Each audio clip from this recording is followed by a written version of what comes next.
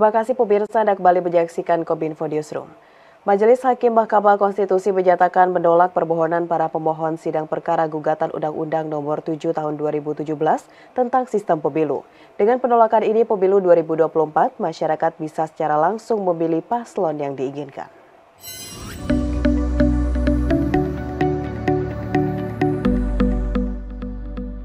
Majelis Hakim Mahkamah Konstitusi menyatakan menolak permohonan para pemohon pada sidang perkara gugatan Undang-Undang Nomor 7 Tahun 2017 tentang pemilihan umum sehingga sistem pemilu proporsional terbuka tetap berlaku.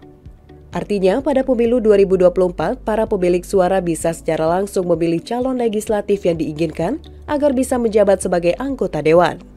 Adapun putusan dibacakan oleh Ketua Mahkamah Konstitusi Anwar Usman. Dalam provisi menolak permohonan provisi para pemohon. Dalam pokok permohonan, menolak permohonan para pemohon untuk seluruhnya. Mahkamah mempertimbangkan implikasi dan implementasi penyelenggaraan pemilu tidak semata-mata disebabkan oleh pilihan sistem pemilu. Hakim Konstitusi Saldi Isra mengatakan, dalam setiap sistem pemilu terdapat kekurangan yang dapat diperbaiki dan disempurnakan tanpa mengubah sistemnya. Putusan ini juga diwarnai pendapat berbeda atas dissenting opinion dari satu hakim, yaitu Hakim Konstitusi Arief Hidayat. Hakim Arief berpendapat bahwa sistem pemilu proporsional dapat diubah menjadi sistem pemilu proporsional terbuka terbatas. Adapun permohonan uji materi yang diajukan pada 14 November 2022 lalu, MK menerima permohonan dari 5 orang yang keberatan dengan sistem proporsional terbuka dan menginginkan sistem proporsional tertutup. Presiden Joko Widodo menegaskan kunci Indonesia menuju Indonesia Emas 2045 adalah generasi Indonesia yang mahir dan pandai, serta berani dalam mencari solusi. Untuk mencapai hal itu diperlukan transformasi pembentukan karakter. Presiden Joko Widodo pada acara peluncuran Indonesia Emas 2045 di Jakarta Theater pada Kamis 15 Juni 2023 menegaskan untuk menuju Indonesia Emas 2045 dibutuhkan generasi Indonesia yang smart execution dan smart leadership atau pemimpin yang berani dan pandai dalam mencari solusi serta memiliki nyali besar. Menurut Presiden, untuk mewujudkan mimpi tersebut diperlukannya transformasi, salah satunya dalam hal pembentukan karakter anak bangsa atau para pemimpin di Indonesia serta perencanaan dan diikuti dengan kemampuan eksekusi yang baik. Oleh sebab itu, untuk mencapai Indonesia Emas 2045 sangat dibutuhkan smart execution.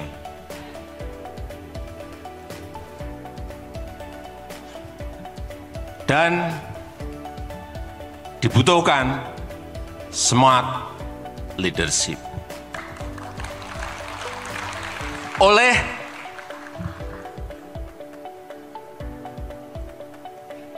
strong leadership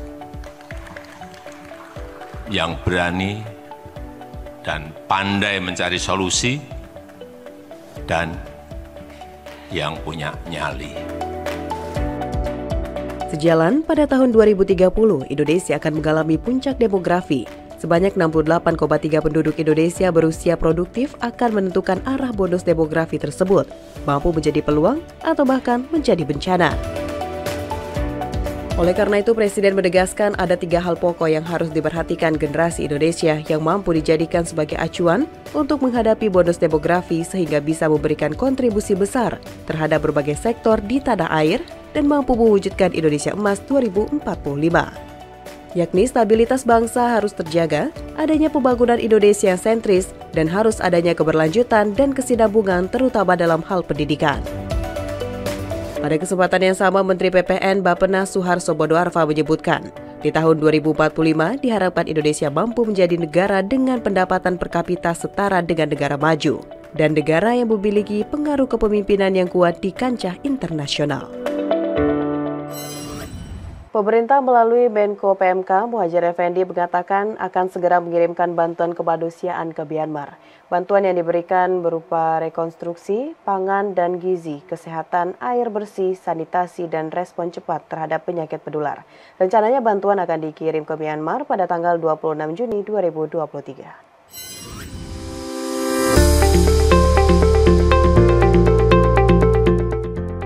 Menteri Koordinator Bidang Pembangunan Manusia dan Kebudayaan Republik Indonesia Muhadjir Effendi pada konferensi pers yang diadakan di Jakarta mengatakan, pemerintah Indonesia akan segera mengirimkan bantuan kemanusiaan ke Myanmar.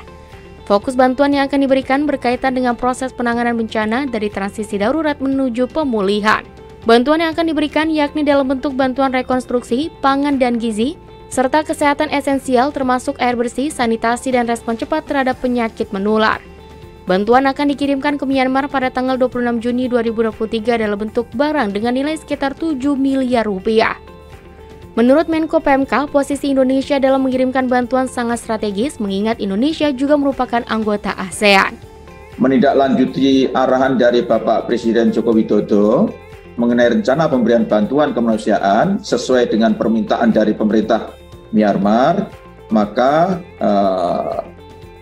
Indonesia akan memberikan bantuan dalam kapasitas sebagai sesama anggota ASEAN, apalagi Indonesia sekarang berada dalam posisi sebagai Chief Chairman dari keketuaan ASEAN, sehingga posisi Indonesia tentu saja sangat strategis dalam kaitannya dengan pemberian bantuan ini. Pemberian bantuan nanti akan diberikan dalam bentuk barang ya, yang nilainya sekitar 7 miliar.